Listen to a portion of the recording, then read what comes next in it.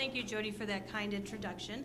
My name is Karen Adenolfi. I am a partner at the law firm of Retzel and Andrus. I am in Retzel's Akron office, and I focus my practice on labor and employment, management side primarily. And one of my practice areas is discrimination, harassment, and retaliation litigation. I also do an enormous amount of client counseling when it comes to issues of workplace policies, workplace investigations, those sorts of topics. And in my practice, I encounter issues with respect to sexual harassment all the time. I mean, more often than I would like to hear.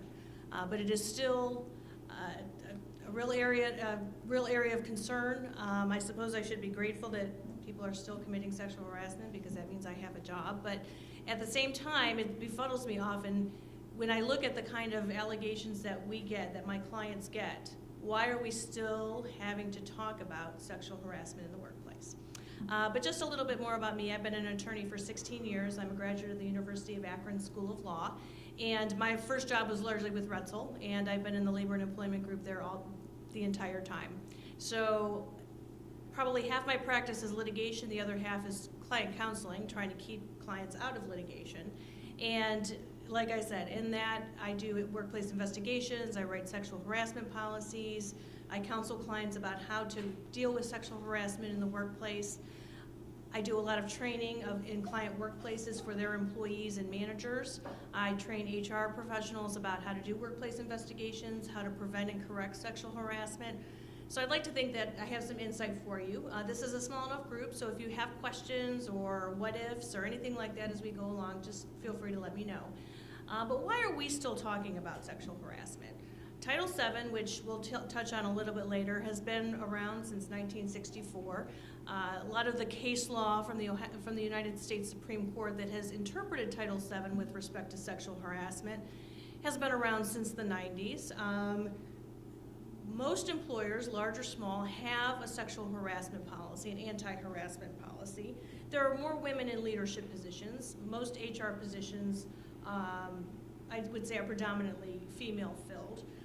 You'd think we would be further along, but alas, we are not. And the recent media attention to issues of sexual harassment, I think, has opened up a bit of a wound, if so to speak, in that, yes, the media reports were, certainly workplaces that don't look very familiar to us.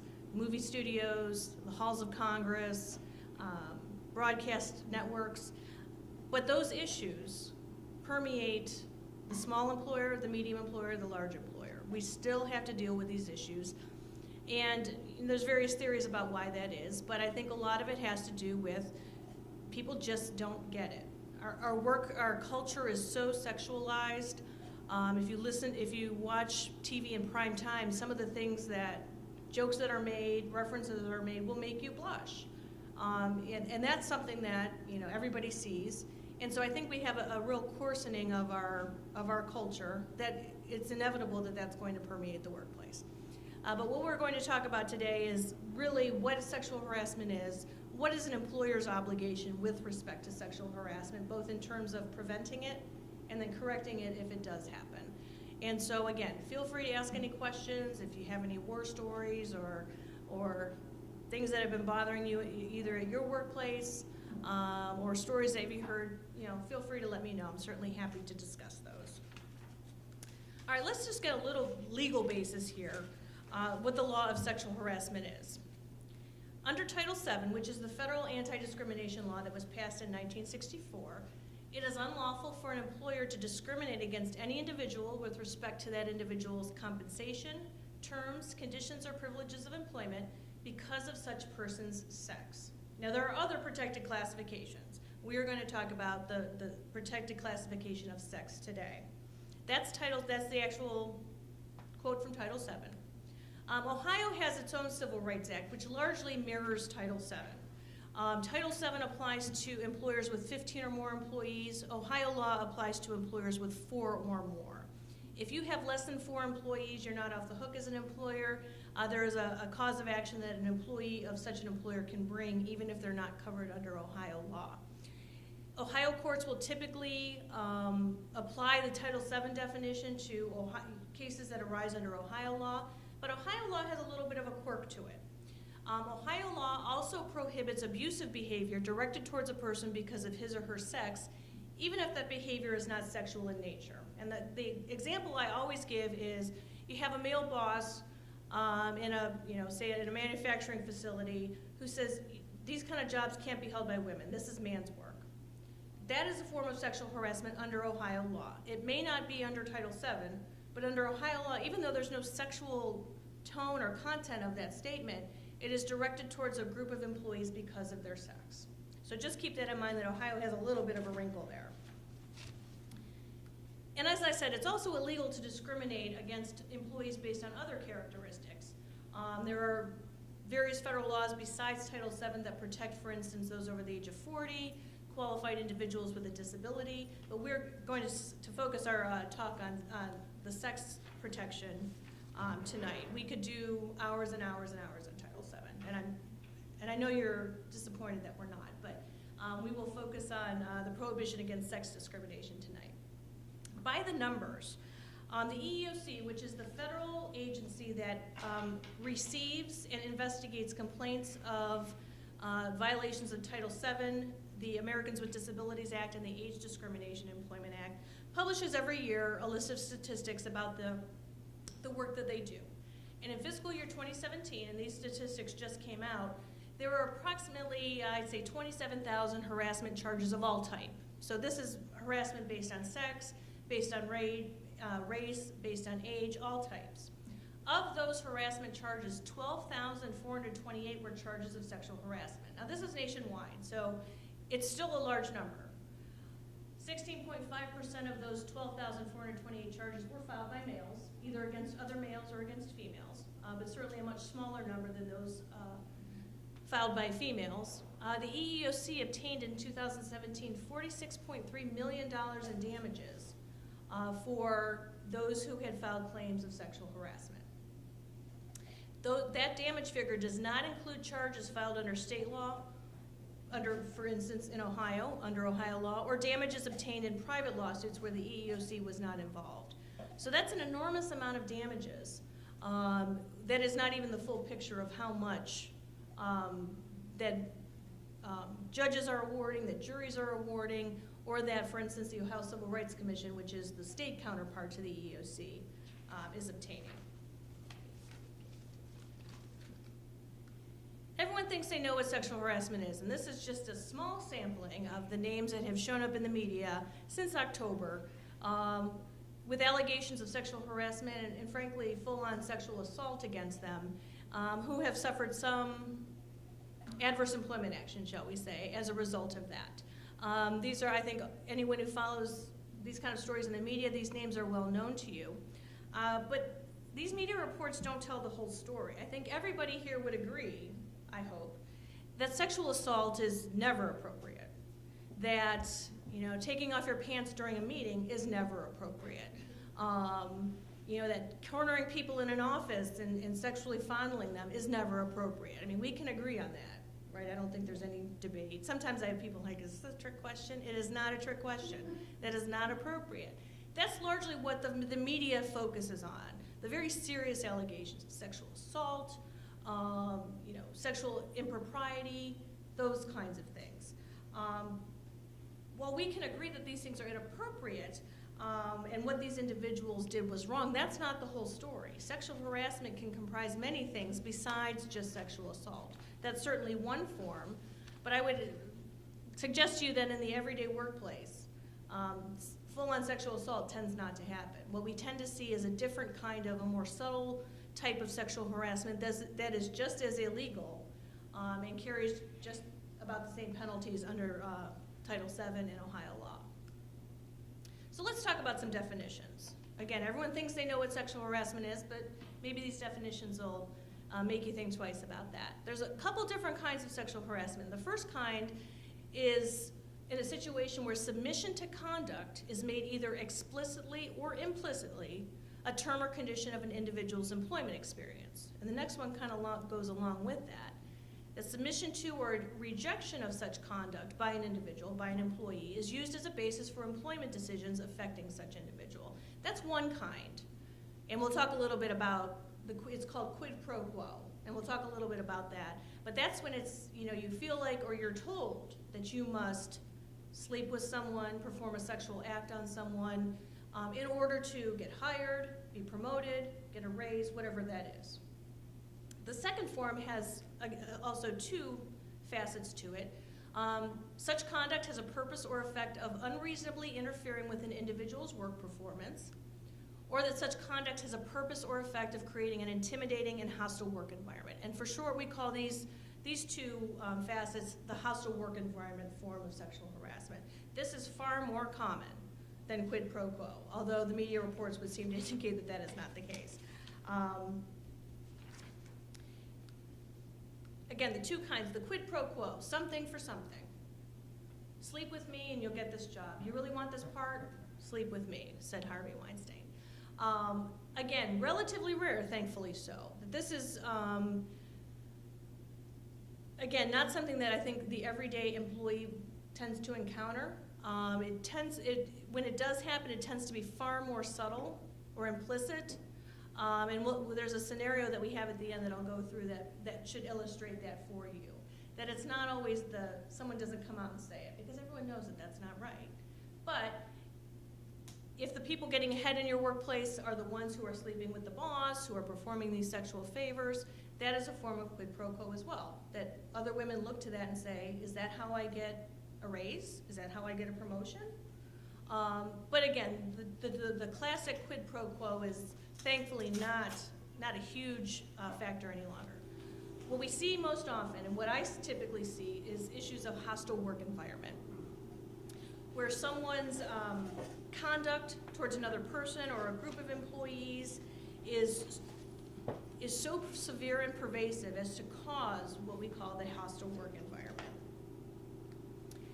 It's offensive conduct related to an employee's sex.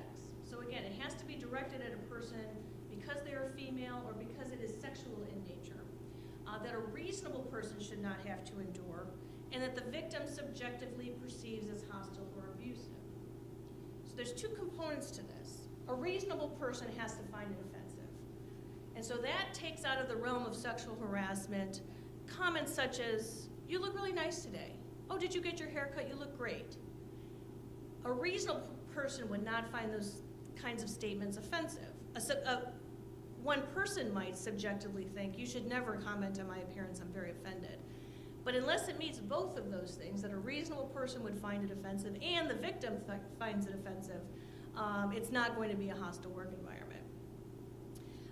The classic example I give in a case like this is that I can say, a male can say to a female, that blouse looks beautiful. Where did you get that? Again, a reasonable person's not going to find that offensive. That's a compliment. It has nothing to do with your sex. It's a favorable statement. It's a positive statement. So even if the person to whom that's directed finds it offensive, it's not going to constitute hostile work environment because it doesn't meet the first prong.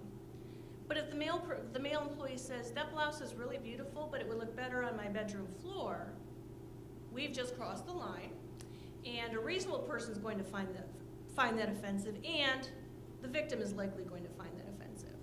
With a comment like that, if the victim thinks it's hilarious and is not offended at all, from that victim's perspective, that's not a hostile work environment. It has to be both of those things. So that takes out of the equation the nice comments, the genuine compliments that people seem to feel these days that you can't make because you'll get slapped with a sexual harassment complaint. That's not true. You can always be civil, you can always be polite, you can always be complimentary, but you have to make sure you don't cross that line. And actually, it's a pretty bright line. I mean, I think most people in today's workplaces have a sense of what's appropriate and what is not. All right, so the elements of a hostile work environment are the behavior has to be unwelcome. If the alleged victim finds it to be hilarious, or she or he participates in that conduct, they're not going to meet that first element. It has to be severe and pervasive.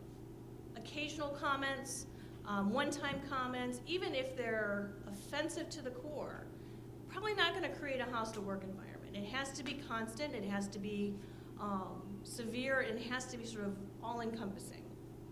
The behavior has to be offensive, just like I said. It's got to be objectively offensive offensive to the reasonable person, and then offensive to the person to whom it is directed. It has to be sexual in nature, or at least based upon the recipient's sex. So if we have a term in the law, in employment law, called the equal opportunity offender. That's, a person who, it really doesn't matter who it is, you're going to be subject to a barrage of profanity, insults, whatever it is. That's a much harder case to prove for hostile work environment, because no matter who is receiving these comments, male or female, they're getting the same comments. So it has to be sexual or based upon the recipient's sex, and if someone's doing it to everyone, even if sexual in nature, it's going to be a little harder to prove. And it has to be harassing in the eyes of a reasonable person. So that takes out the compliments, the genuine courtesy and politeness. Those are not things that are going to constitute a hostile work environment. All right. All employers, large and small, in this country have two obligations really under the law.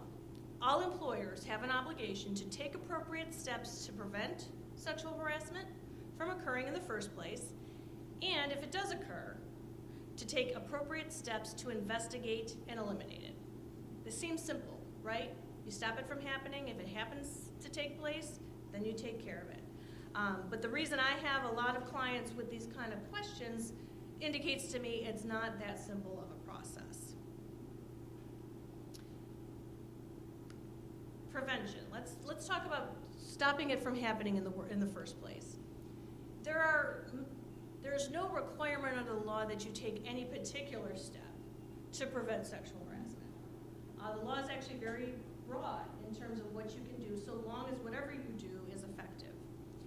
But these are the most common ways to take care of it. To have an anti-harassment policy in place. I think in this day and age, there's really no excuse for not having one, unless you are maybe the owner and sole employee.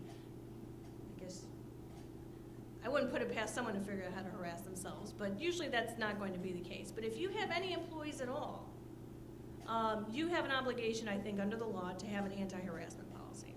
And we'll talk about sort of what makes a good anti-harassment policy. But you will find in this day and age that it's really expected of employers.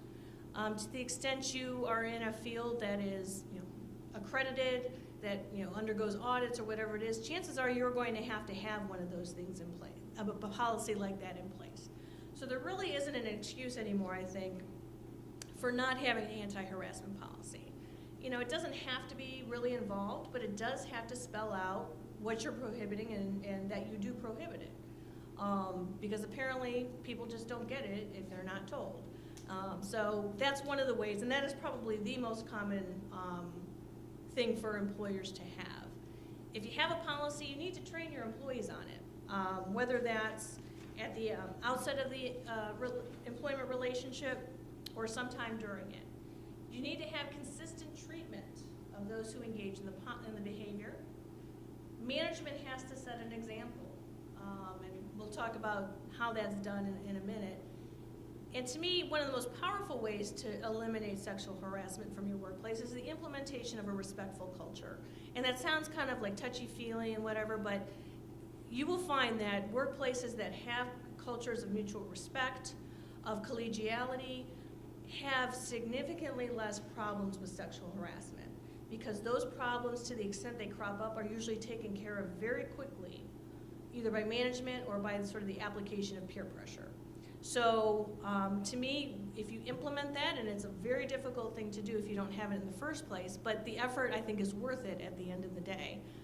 I've done trainings at workplaces where it's very clear to me that there is a very respectful and collegial culture.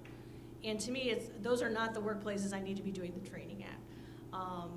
It's almost sometimes comical, as people seem genuinely puzzled why this would happen, because their workplace has taken steps to implement that culture and foster it. So let's talk some specifics. An anti-harassment policy. It has to be written. It can't just be don't do it. It should be written. It should be readily available. It should be something. It's an active document. It's not that you just shove it in a drawer or stick it in your employee handbook and forget about it. It has to be written something that is a product of the company, that the company has authored this, has said this is going to be our governing document with respect to this issue. It needs to define the prohibited behavior. And I find that it seems pretty basic, but like I said before, I think a lot of people don't really understand what this kind of policy is supposed to take place. I mean, everyone will know, I should not grab a coworker's breast. But most people, if you ask them that question, they would say, I know that. But what about, circulating pornographic pictures at work, even if it's just amongst your friends?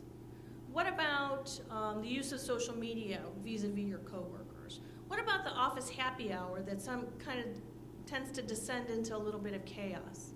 A lot of people don't necessarily realize that those kinds of behaviors can be as problematic as sexual assault in terms of the effect on the workplace.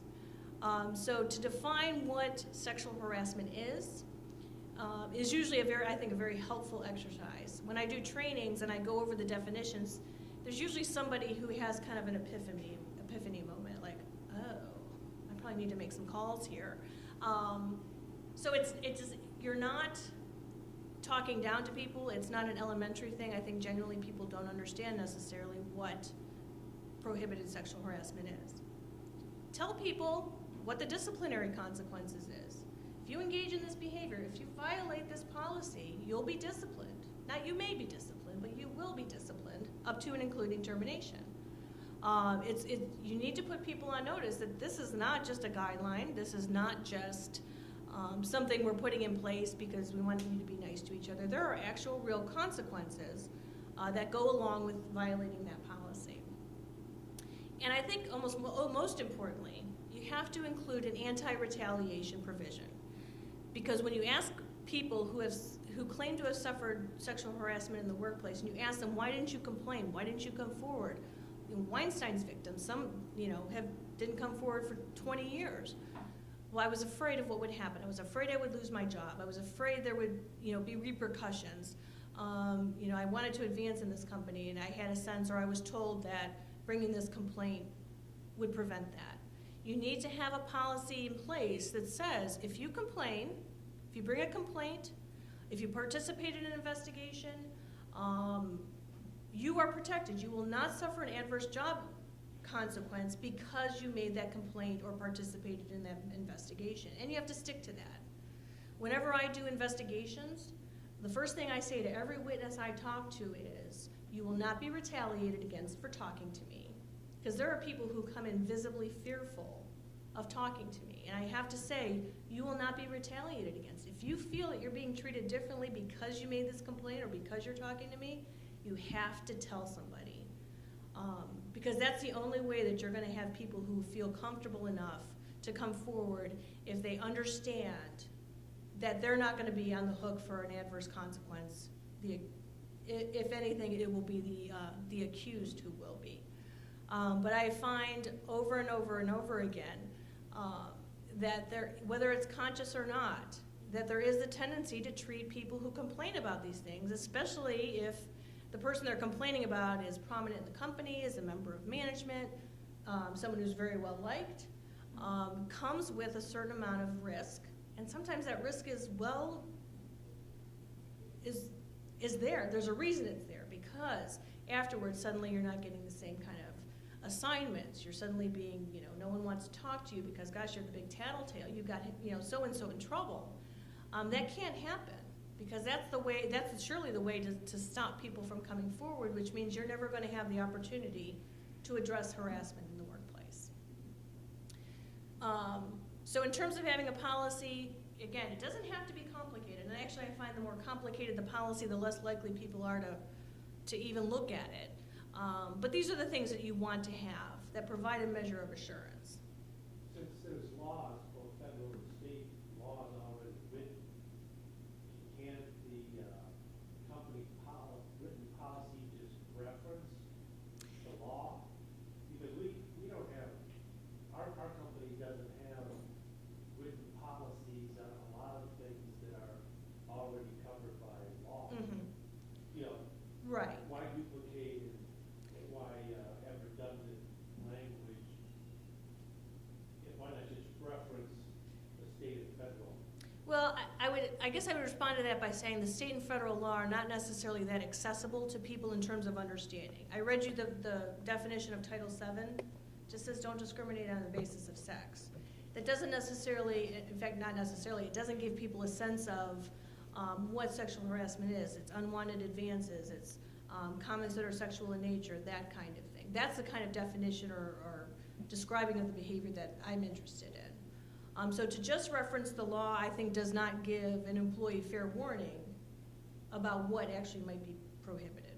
So there are maybe situations where a policy might appropriately reference the law, either by incorporating the language or whatever it is, but I don't think this is one of those cases.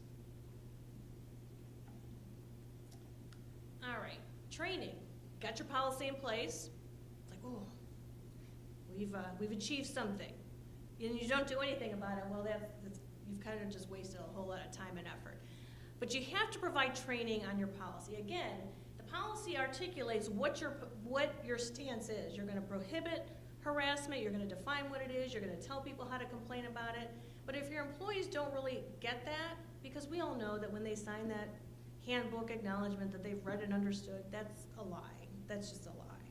So it is the employer's obligation to make sure that employees are on notice as to what's prohibited.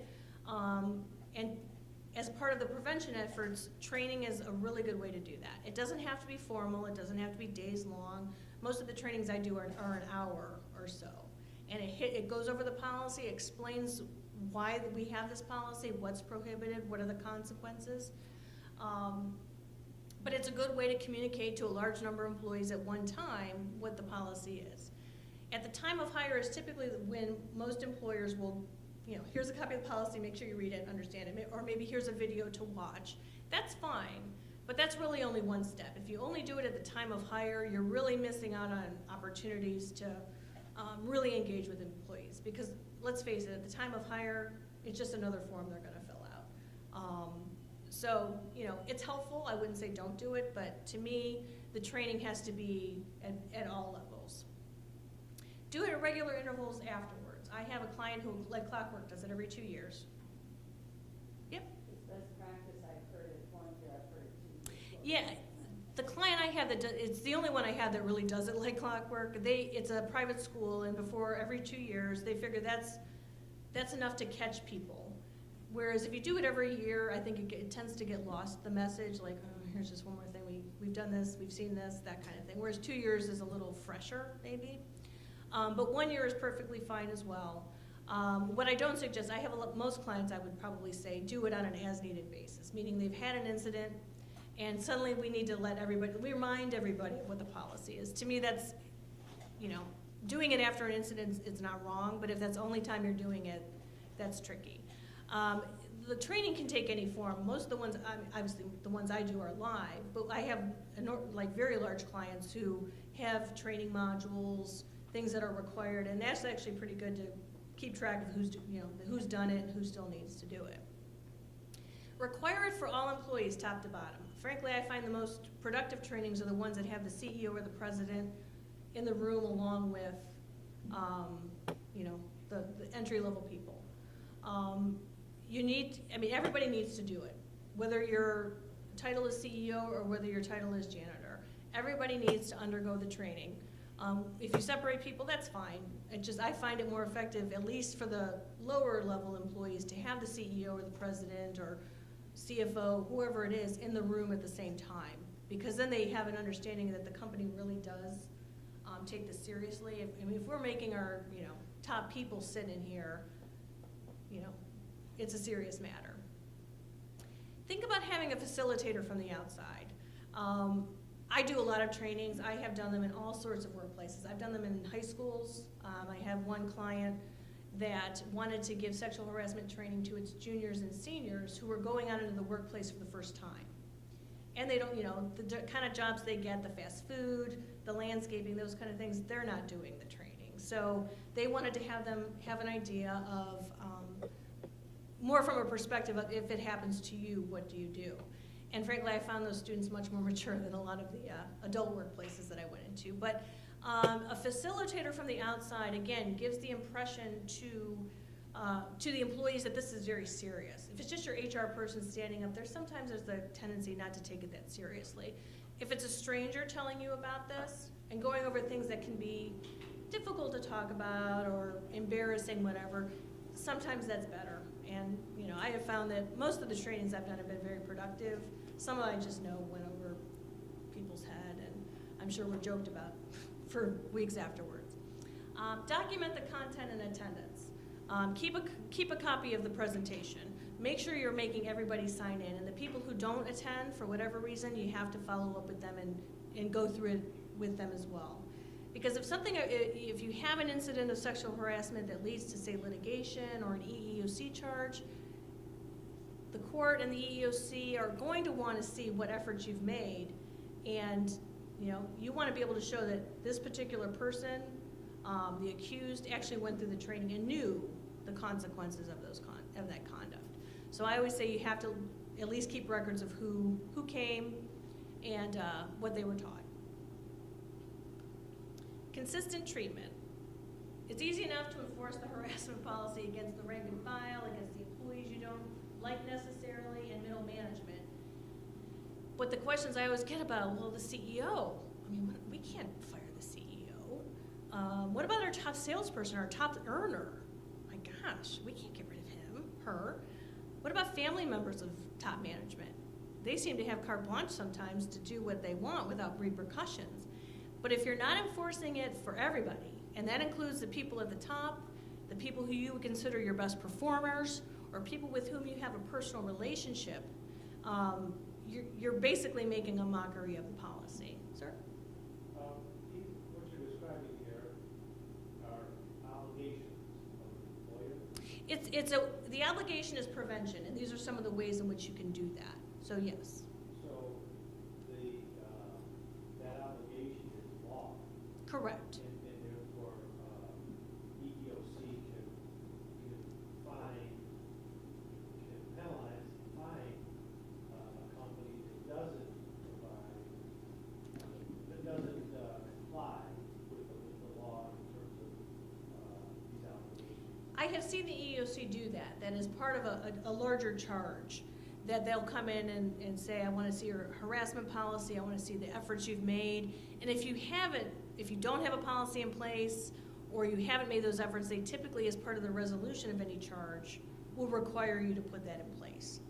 The benefit of the prevention and correction is that if you are the subject, if your company is the subject of any kind of litigation or EEOC or Civil Rights Commission charge, if you can point to that we have steps to prevent, and then we took steps to promptly correct an incident of harassment, that provides you a very valuable defense under the law to any liability.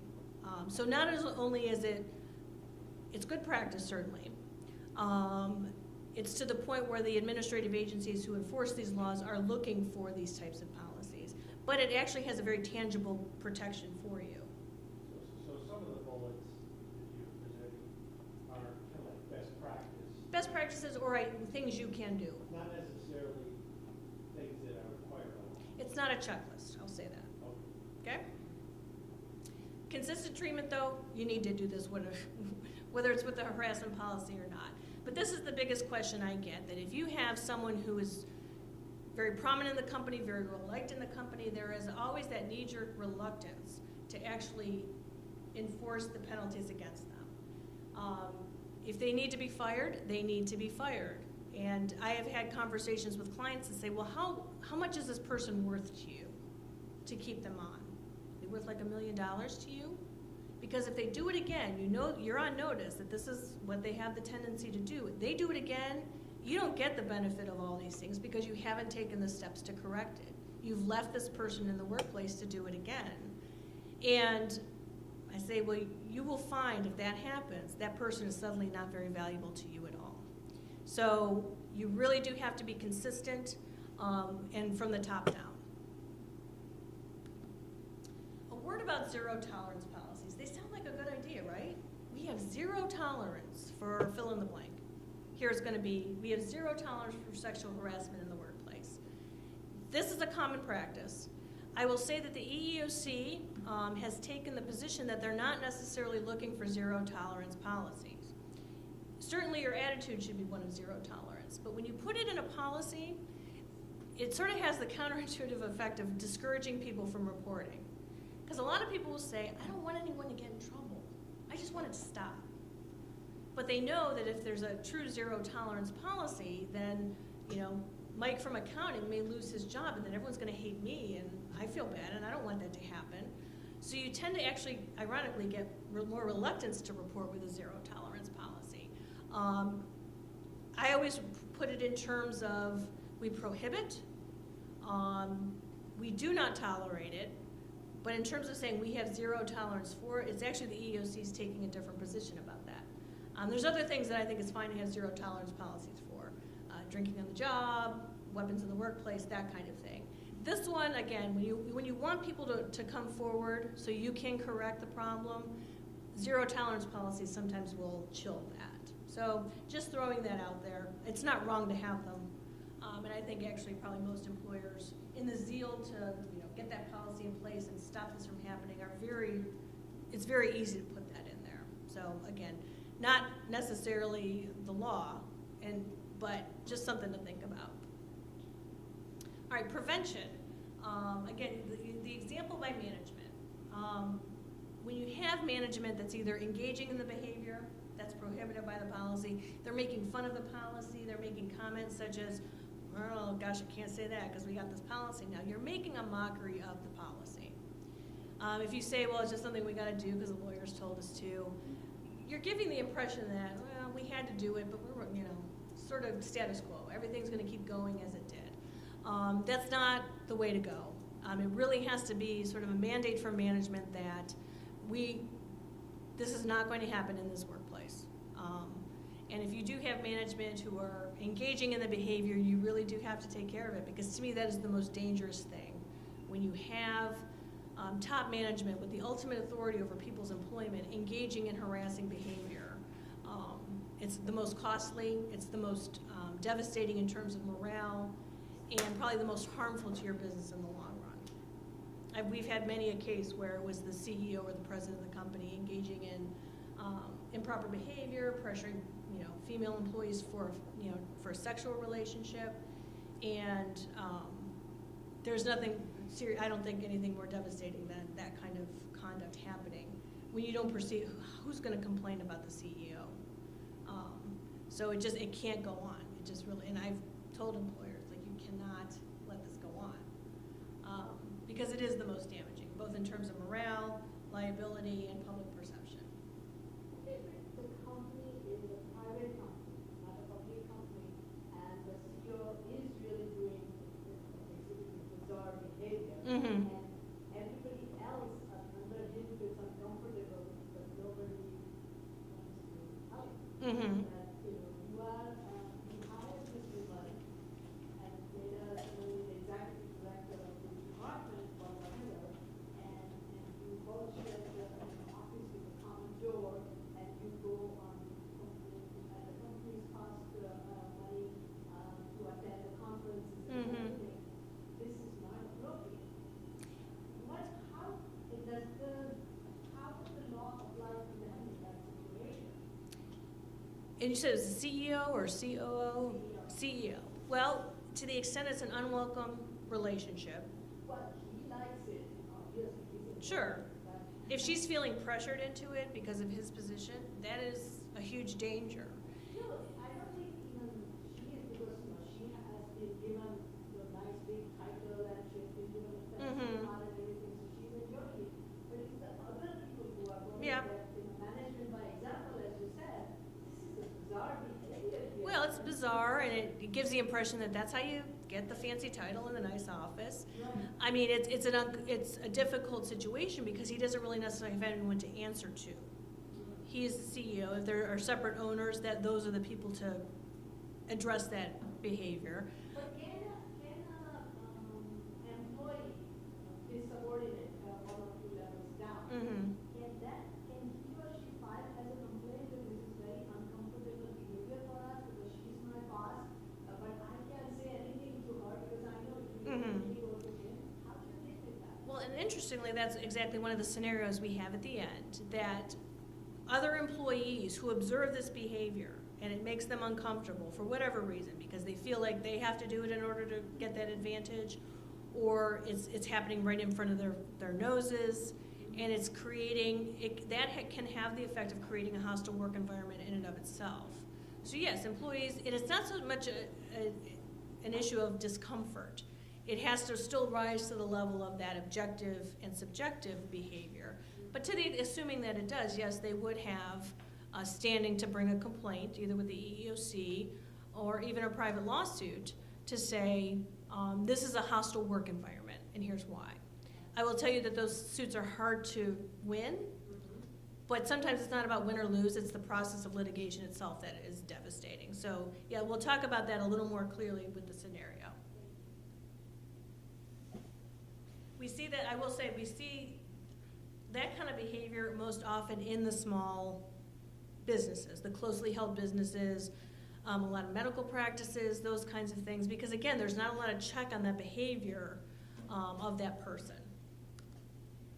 And implementation of a respectful culture. If you don't have it, it's really tough to implement, but I will tell you that it's worth it. My office, when I was hired, I was told, this is our culture. We have a culture of collegiality and respect,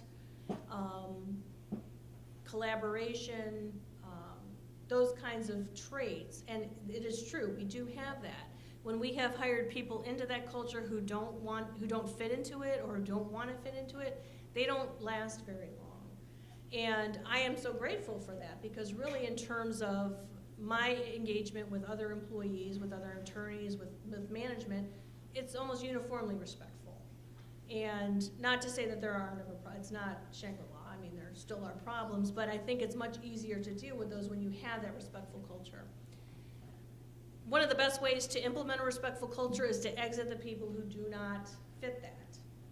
Sometimes when you exit those personalities, there's a huge change in morale and attitude, that kind of thing. But to me, one of the best ways to prevent this kind of behavior, this harassing behavior, is to implement that respectful culture. If you have that feeling or expectation of your behavior towards others, it's very difficult, actually, I think, to engage in harassing behavior. All right, elimination. So it happens. No matter how much you try to prevent, it's going to happen. I mean, again, that's why I have a job, because there's always something going to go on. But once it happens, that's when the obligation to eliminate it comes in for the employer. A couple ways to do that. Take all complaints seriously. We all know every workplace has the complainer, the bitter person, the one who's always got something negative to say. Even if they're the ones who file the complaint, you have to take it seriously. You have to commit to an investigation, either internal or external, and we'll talk about that in a minute. It doesn't have to be full-blown, it doesn't have to be huge. But you do have to do something to at least get both sides of the story. And implement consistent discipline against those who violate the policy. Take all complaints seriously. It sounds counterintuitive, but you want people to complain. You want to be able to find out what's going on amongst your employees. Chances are you have no idea if there's a problem unless it's actually disclosed. So it's a bit counterintuitive. I have clients who say, well, if they don't complain, we don't have to do anything about it. I'm like, that's not the way to look at it. You want them to complain so you can do something about it. There are no off-the-record complaints with sexual harassment.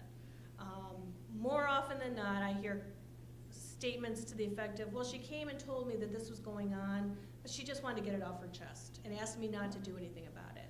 That is the wrong thing to do. And you have to tell employees, like, please, I want you to tell me what's going on, but know that I'm going to have to do something about it. That may make them turn around and walk right out of your office, but you still follow up on that complaint. You don't say, your secret's safe with me. Because when it comes to harassment, if there's ever an issue down the line and you haven't done anything about it, suddenly you're on the hook. And I get this actually quite a bit, where somebody, HR they don't want to press, they just want to be sympathetic, have a listening ear, but they're hearing things that would, if true, would violate their policy, you put that on the shelf and you've just really exposed your company to a lot of liability. Be respectful and non-dismissive. It may sound ridiculous to your ears. It may sound very petty. It may sound like they're making it up, but take it seriously. If you investigate and you can't substantiate it, well, then you couldn't substantiate it. But when you take that complaint, that's not the time to be making snap decisions about its validity. Commit to an investigation. Again, it doesn't have to be, days long, months long, anything like that. Sometimes it's as simple as getting a statement from the person who's complaining and then talking to the accused. It may be a difference of perception, it may be a personality conflict, it may not actually violate your harassment policy. And if that's the case, okay, you've done your investigation.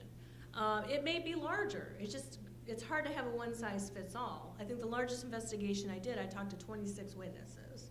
And I did it in 4 days, which that was really intense. Probably not the best way to do it, but they had a real time crunch and they needed to get it done.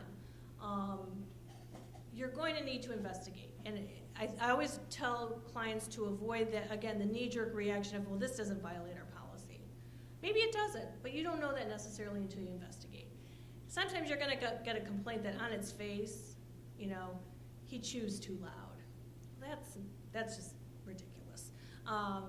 Unless it's so deficient on its face that you can dismiss it out of hand, you're going to want to look into it. And again, it doesn't have to be expensive. It doesn't have to be lengthy. You don't have to sort of shut down your operations to do it, but you do have to do something.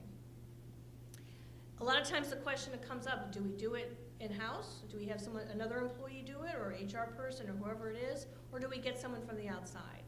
And there's no real right answer to that. A lot of it's going to depend on the circumstances. I always say the higher up the person is who's accused of committing the conduct, the more you're going to want to get someone from the outside to do it. You cannot have a person investigating a superior, someone who's above them in the chain of command.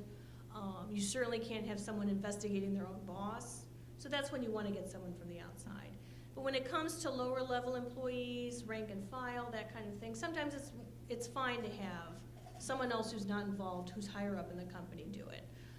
If you're a small business, where maybe you've got 5 or 6 employees or even less than that, you probably want to get someone from the outside, because when this is all said and done, you're probably still going to have to work with at least some of these people. So again, an external investigator, it does cost money, but sometimes it's really worth it in the end. And I try to, and it's not self-interest that makes me try to encourage that. It's seeing what happens when suddenly you have someone on the inside who does it, that when push comes to shove, maybe they didn't do that great of a job, they were too timid, they didn't want to rock the boat, whatever it is, and suddenly you don't have a real great investigation.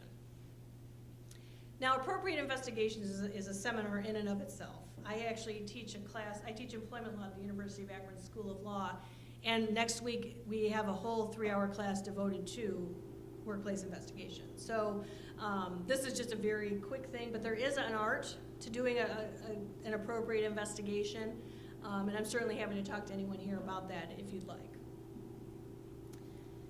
Impose consistent discipline. Before we get off the investigation, we're involved right now in our work, and we get outside the company for help, trying to do this internally, so we'll trade, that's all that we have on something. Is there recommendations about, as you do the investigation, interview both sides, can people remain anonymous, or is there a law that you have to cite who the complaints are from and such? No, there's no requirement. Now, in the private sector, there's not. In the public sector, everything about the complaint is public, so it's hard to remain anonymous in the public sector. But in the private sector, you can and should maintain confidentiality to the extent you can, to the extent possible. And the reason I say to the extent, I'm sorry? What about to the accused? Well, Can you not identify the complainant? complainant? You can, not identify them. But for the purposes of, I'm going to say due process, even though that's very much a term of art, the accused is going to say, well, how can I respond if I don't know who's making this complaint? A lot of times they know exactly who's making the complaint. But if there is genuine confusion about who's making the complaint, what's the allegation, that kind of thing, you do have to disclose who made that complaint. And not as a point of law, as a point of best practice. Because what can happen is if you do a very poor investigation that results in the accused being terminated or otherwise disciplined, they can have a cause of action against the company for discrimination, that kind of thing. So to me, it's a best practice to at least let the accused know who made the complaint with a very stern warning against retaliation. And to the extent that the accused does retaliate in some form against the complainant, well, they've just served themselves up on a platter and they're going to exit. But I think it's best practices to let them know. Now, other witnesses, people who might have seen something, heard something, been told something, they don't necessarily need to know that. Chances are they're going to figure it out, but they don't have to be told explicitly. And then to the extent that as the investigation finishes and there's some sort of report or summary that's prepared, that doesn't have to be shared with anyone except those people with a need to know, which may be HR, supervisors, that kind of thing. Just as a kind of a little bit of a tangent, the National Labor Relations Board, which I think that it's union employees only, it's actually not. There's a significant portion of what the NLRB does that applies to all workplaces, union and non-union. And they have taken the position that requiring confidentiality from the witnesses, from the accused, that kind of thing, it actually violates the law. So it's difficult to say to an employee, you cannot speak about this to anyone. I always say that anyway, NLRB notwithstanding, because I think the risk that somebody would challenge that is greatly outweighed by the benefit of having people not out there like blah, blah, blah, blah, blah, blah, which we know is almost impossible to resist, that salacious gossip. But in terms of disclosing it, I think for the accused, so they can make a full and fair defense and response, it's really only fair to do that. No requirement, but again, it's, you sort of open your up then, to questions about your investigation, and then from the accused perspective, who suffers an adverse employment action, that opens up some arguments for them. You will need to discipline the person who violates the policy if you substantiate that. And I think our litigious society has come to the point where you need to think seriously about exiting that person from your workplace. And here's why. As I mentioned before, you say, don't do it again. I'm going to write you up for this. Don't do it again. You know what the tendency is. It's been substantiated that they've engaged in harassing behavior. They do it again to the next person. Oh, suddenly you're on the hook. You knew what this person's tendency was. You have not prevented it from happening again. And so to the extent that there are very serious allegations that are substantiated, whether it's physical contact, repeated abusive behavior, those kinds of things, to me, if you don't know that that's wrong, and you're not, and it's found that you engaged in that behavior, even after knowing the policy and being trained on the policy and just being a decent human being, well, there's really no place for you here. And I will tell you that when clients call me and say, we've got this great candidate, he is the best. But he, we've heard it through the grapevine and been able to confirm that he was let go from his last employer because of, he was found to have violated the harassment policy. I'm like, don't hire him. I don't care how good he is. Because again, and unless you've got some guarantee, and there are no guarantees in this world, that he's not going to do it at your place, to me, it's not worth the risk. It really isn't. Seriously, no one is that great, because you may think they're great now, but as soon as they do something, then all of a sudden it's like, why did we hire them? And again, you have to have top management, your best performers, all of that, subject to the same disciplinary standards as the rank and file. Or else you've really just kind of, made a huge exception to your policy, which is problematic, when the goal of the policy is to prevent this in the first place. And again, another word about retaliation. retaliation claims actually form the largest chunk of EEOC and Ohio Civil Rights Commission claims. It may be that you can't substantiate the underlying claim of harassment, but if there is retaliation that takes place against the employee who made that complaint, even if it hasn't been substantiated, suddenly they've got a much, much better claim than they did maybe with the underlying conduct.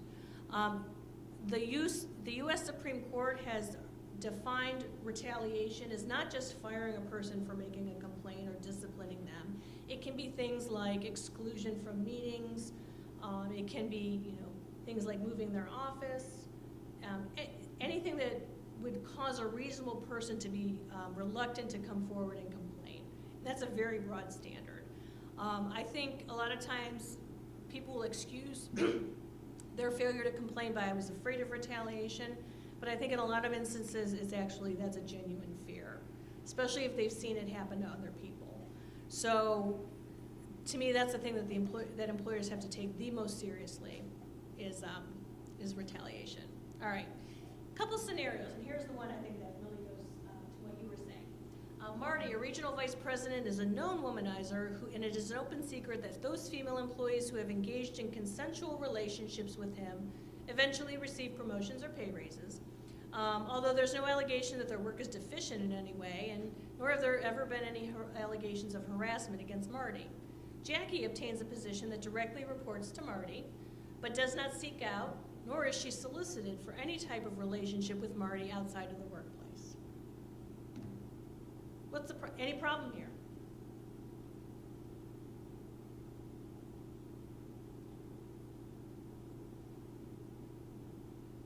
Just thoughts. This is a classic case of what the courts will call sexual favoritism.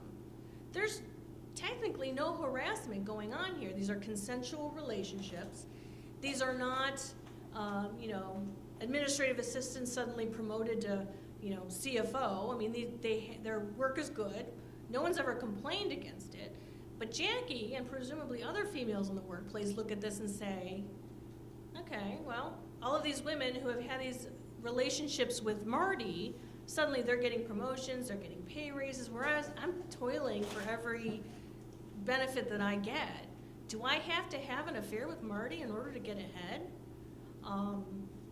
That's what this sounds like. And this is a legitimate claim that someone like Jackie could make, saying that this is rampant sexual favoritism. I am not engaging in this behavior, but it is a detriment to me that I am not.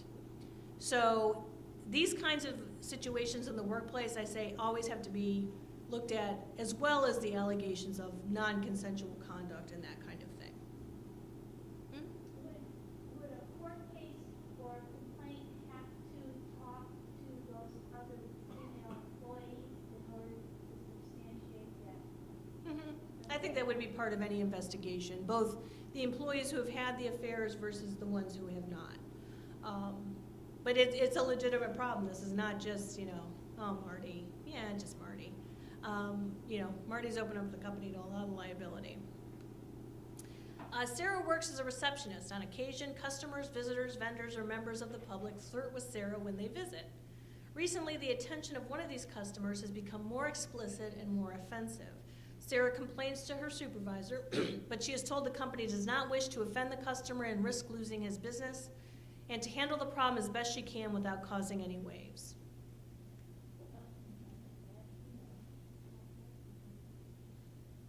The employer has the obligation to correct and eliminate sexually harassing behavior no matter who commits it. It's relatively easy when it's an employee. You can discipline, you can terminate, that kind of thing. Vendors, you have some economic power there to say, don't send this guy anymore, we're gonna not buy from you anymore. Members of the public, you can certainly ban them from your facility and that has happened, where businesses have to say, look, if you can't behave, you need to go.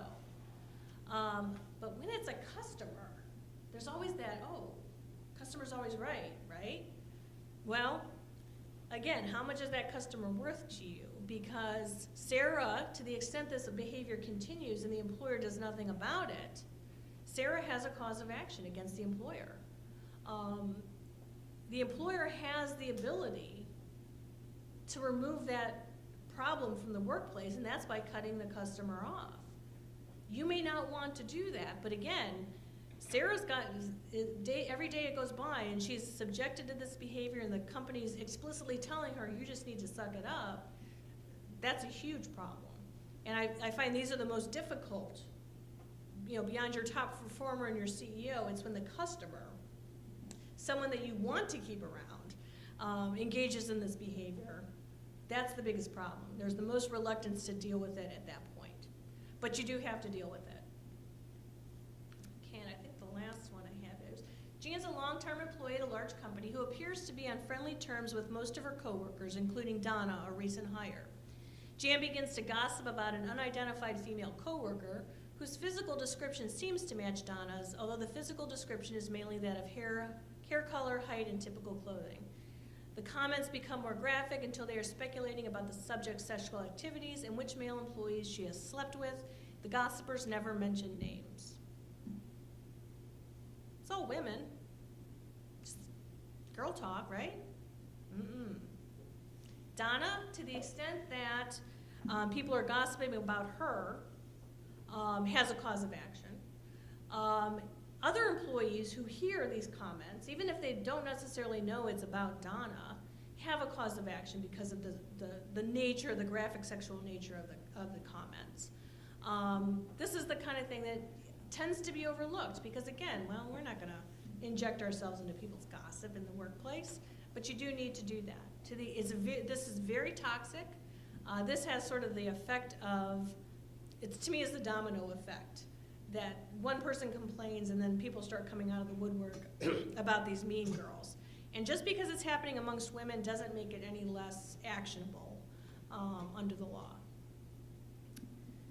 So I think that's all of our time, Jody. I don't want to keep everybody, but I'm certainly happy to answer any questions you might have. I have worked about a situation where 24-year-old employee engages with the sexual behavior of an 18-year-old, 17-year-old employee.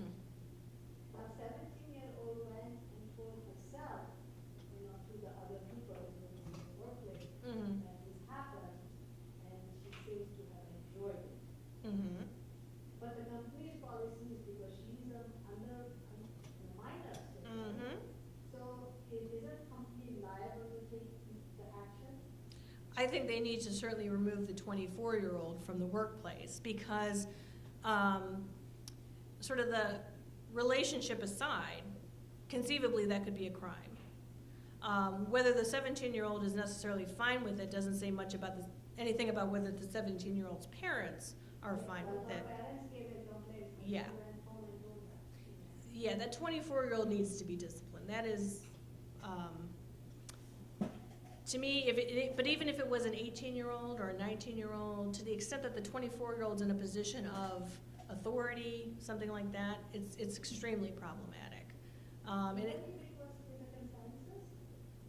Correct. And I take a little more, I think a stricter view about relationships between supervisors and subordinates. The subordinate can say all day long, I want this is consensual, this is welcomed. But there's always that question of, is it implicit pressure? Like if your supervisor approaches you for a relationship, are you really free to say no? And to me, that's the problematic part of that. No matter how much the subordinate swears up and down that this is consensual, it's always consensual until it's not. It's never a problem until it is. And so I have, I think, very stronger views than probably a lot of attorneys about things like fraternization policies, that you should prohibit certain categories of relationships, if not all relationships, between members of management and subordinates, even if they don't directly supervise. Directly supervising, that can, to me, never should go on. And if they're that committed to the relationship, well then, and you can't move one of them, then one of them needs to go. To me, it's just that simple. I see more claims come out of failed relationships than probably should happen. Because again, it's all fun and games until it's not. And then when it's not, it's just miserable. Other questions? Yep.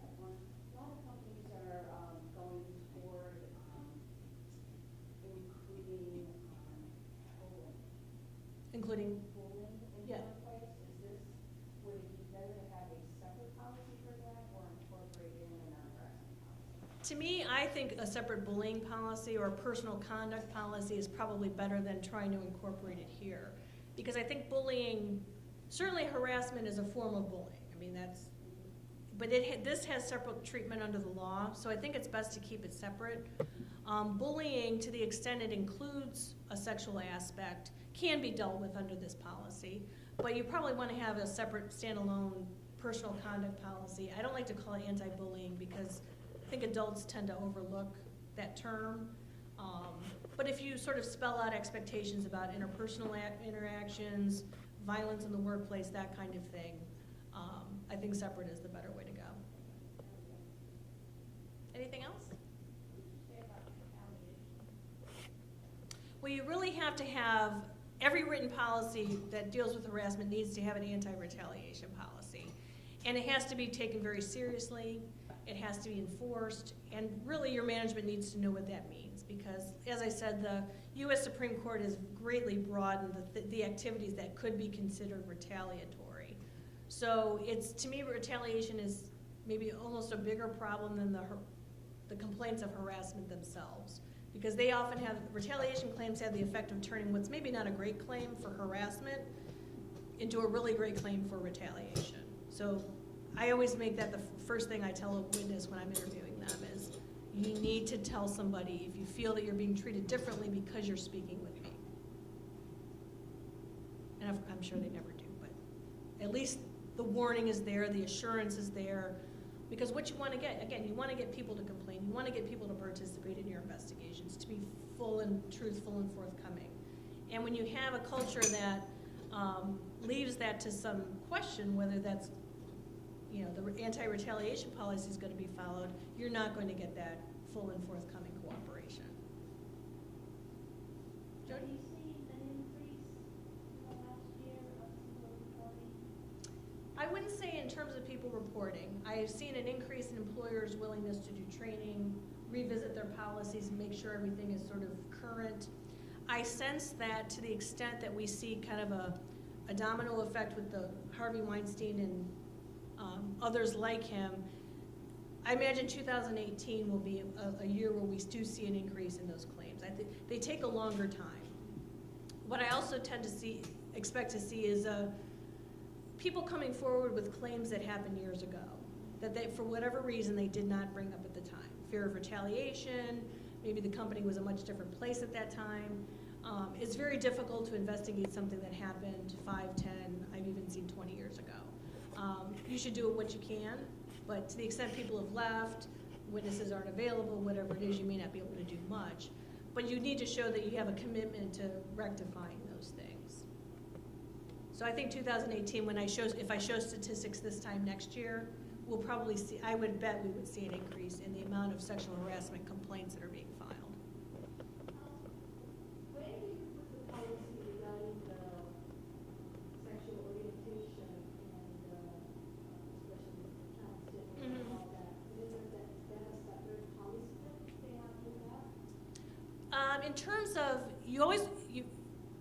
under current law, unless you're in a city that has protections for those groups, that's a decision that you can make to add those protections. It should go in and if you want to, it should go in your anti-discrimination policy saying we do not discriminate on this basis. I don't know that you necessarily need to make a change to your harassment policy because those traits will be covered anyway. No one should be harassed on that basis. That's a form of sex. Discrimination is discrimination against orientation. My specific concern is, if a person changed their sexual orientation or something, and now they're related to a female and wants to use the female restroom. Oh, okay. And I, as a female employee, feel uncomfortable. Am I in the right position, or how does it work? Well, there is current guidance that says with respect to transgender employees that they are allowed to use whatever restroom they identify with. So that puts the other employees in a position of not really having a reason to complain because they're allowed to do that. I think there are ways to deal with that in your workplace to the extent you have the luxury of single-sex bathrooms or something like that solves the problem.